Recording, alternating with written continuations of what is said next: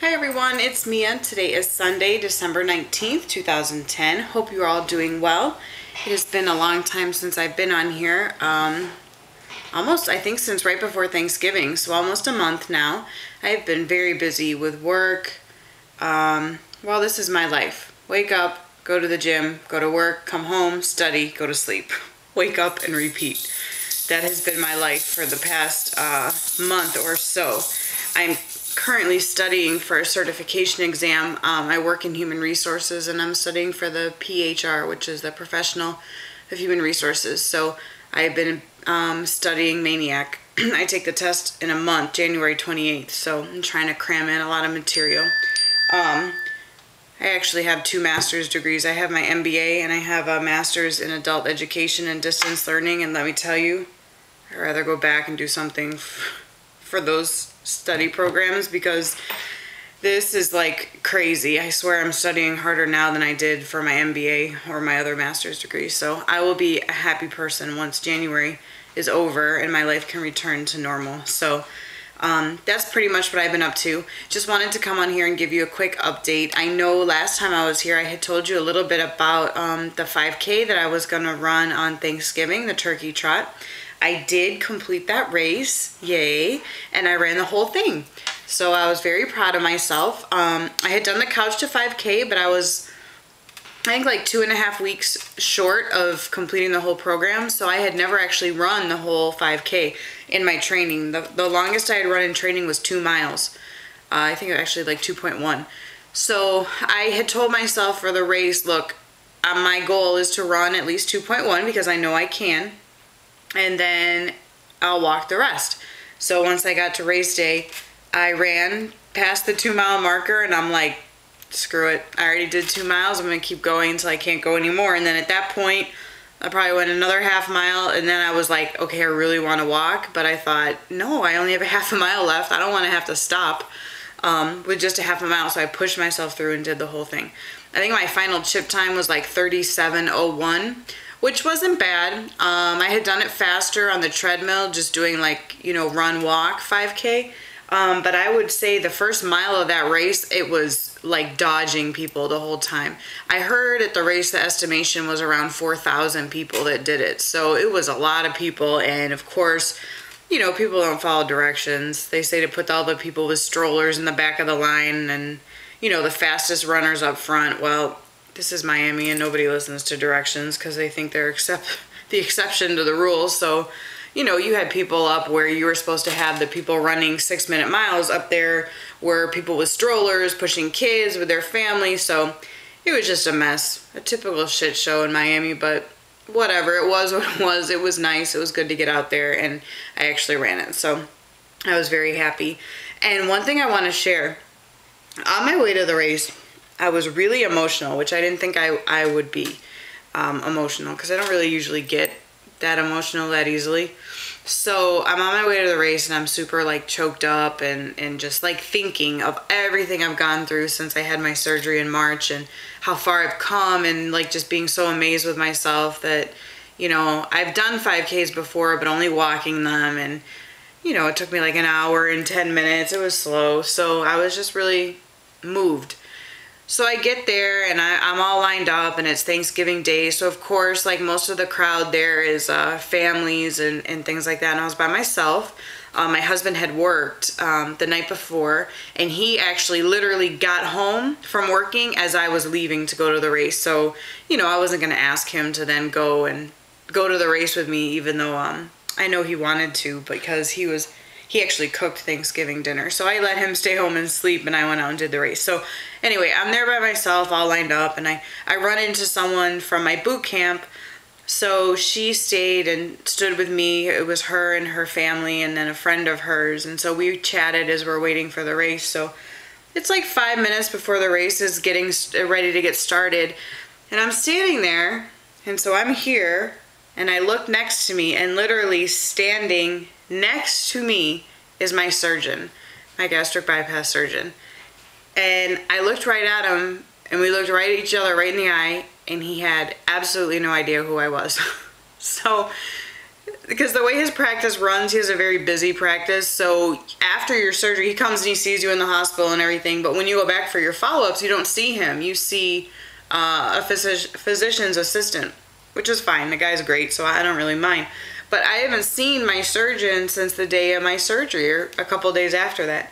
So he had no idea who I was. And I'll tell you what, I was really, really thankful he didn't know who I was at that moment in time, because I was so emotional, like just trying to keep it all inside of me, that I know if I said a word out loud to that man, I would have lost it right there, waiting, lined up to start this race. So I didn't say anything to him, but I have to think, out of 4,000 people running that race, of all people, to literally be standing right next to me as my surgeon.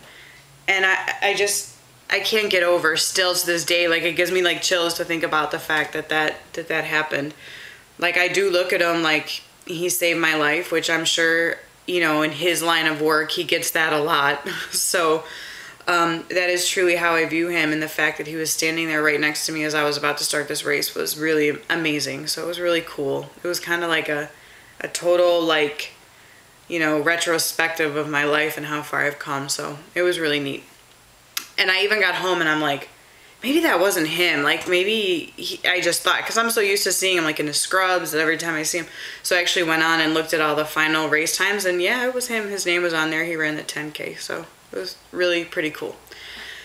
So other than that, I've now moved on to my next challenge. I am now training for a 10K.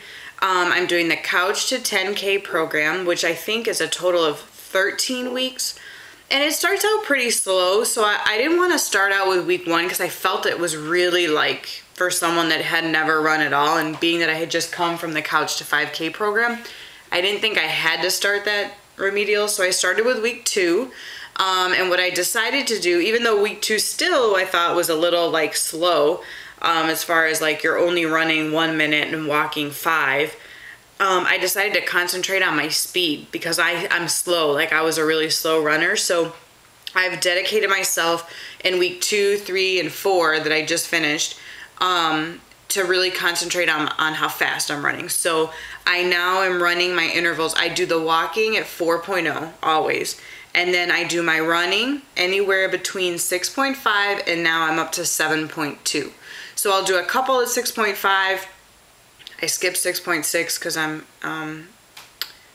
superstitious, and I skip right to 6.7. I'll do a couple there, and then I'll do the majority, like maybe 4 at like 6.8, 6.9, and then a couple at 7, 7.1, 7.2, depending how many intervals there are. I mean, Couch to 5K or Couch to 10K is no joke. There's some days that you do like 13 intervals, and you're on that treadmill for like 67 minutes is the longest one I think I did. So, and let me tell you, I am tired at the end, exhausted. Like by the last interval, whoo boy, I'm like trying to like really consciously keep my form, you know, proper, keep myself running correctly because my legs are tired and I can feel my feet like dragging on the treadmill. So that's my next thing now. I think if I follow the program, I'm gonna be done the last week in February, which just figures there's no 10Ks scheduled anywhere down here in South Florida in the beginning of March. So I don't know what I'm going to do to actually run that race. I might